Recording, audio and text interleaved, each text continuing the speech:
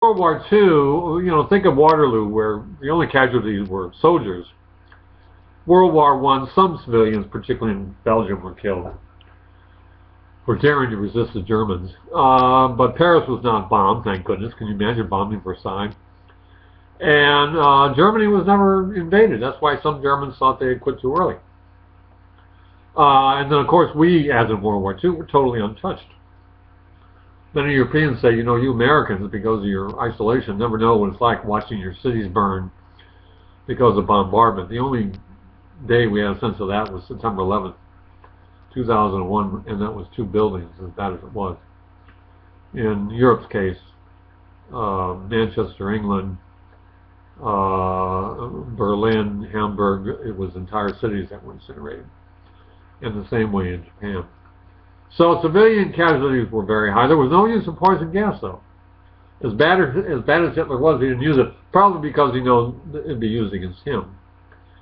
And it went on for 4 years. The death toll was something like 70 million, 20 million alone in Russia, where that number was largely civilians.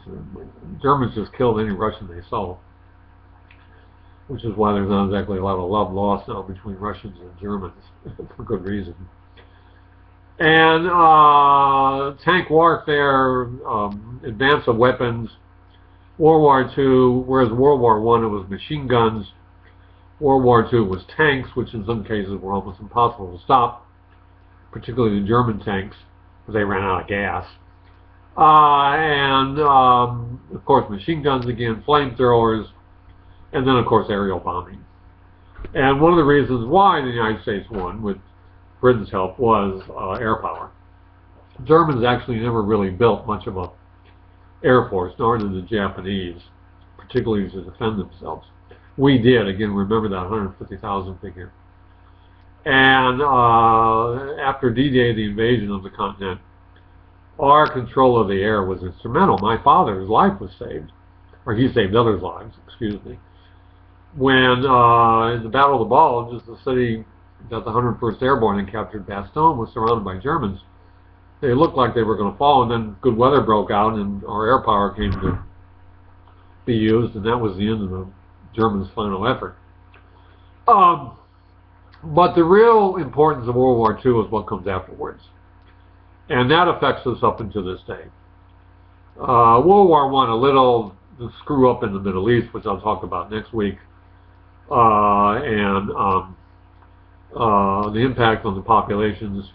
But World War I, other than in effect leading to World War II, making it not the war to end all wars, it really sowed the seeds of World War II, particularly the way in which Germany was treated. And then the failure of all these efforts to outlaw war, Kellogg-Briand Pact, eliminate armies, disarmament, it just didn't work. Sounds good, has great appeal. People can get up there and talk about it, but it simply does not work. There's no making peace, folks, with countries like Nazi Germany. You destroy them. There's no making peace now with ISIS, a group that cuts off people's heads. You destroy them. And that's the only way you have a restoration of order. Again, just think if the Nazis had won. What the world would be like, my God. My father's generation made sure that didn't happen. So the aftermath of World War II was great in 3 respects. And this is all in the outline that you should examine before you or as you watch these videos. I hate this beard. I'm going to go shave right after I give this. Why did I do it beforehand? Well, I had to clean up the house. Anyway, so that's what happens when you get married, folks. It's not about sex and love anymore. It's have you taken out the garbage? Did you feed the rabbit? Etc., etc. And of course, I do all those things dutifully. So the first aftermath was the concept, and this is on the outline, of collective security. That no longer would we allow countries like Germany to pick off countries one by one and gain power by doing so. Germany invaded Poland, it took over Czechoslovakia, it invaded France, it attacked England, and then finally we came in after Japan attacked us. Collective security says if you attack one of us, you attacked all. And that principle was embodied in 2 institutions. One, the United Nations, But the problem with the United Nations is that although it had the authorization to use force, which the League never really had, it has to be the unanimous approval of the Security Council. And because the Security Council has countries that are often at odds with one another, particularly Russia and the United States, formerly the Soviet Union, they veto any measure. The Security Council has to be unanimous, although on some occasions they have. And then the UN doesn't really have an army. It can create peace forces, peacekeeping forces, but they really don't amount to much. Watch the movie Hotel Rwanda, where the UN tried to stop the slaughter there. We didn't. We didn't do a damn thing, and they failed to do so. And so, without much of a military force to back itself up, it can authorize force by its members, but it itself does not have an army to act independently.